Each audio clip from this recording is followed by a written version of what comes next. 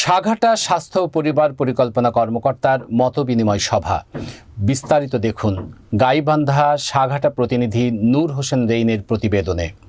গাইবান্ধার সাঘাটা স্বাস্থ্য কমপ্লেক্সে স্বাস্থ্য ও পরিবার পরিকল্পনা কর্মকর্তার সাথে স্বাস্থ্য কর্মকর্তার মতবিনিময় সভা অনুষ্ঠিত হয়েছে। মঙ্গলবার দুপুরে সাঘাটা স্বাস্থ্য কমপ্লেক্সের সম্মেলন কক্ষে উপজেলার সকল স্বাস্থ্য সহকারীদের নিয়ে এ মতবিনিময় সভা অনুষ্ঠিত হয়।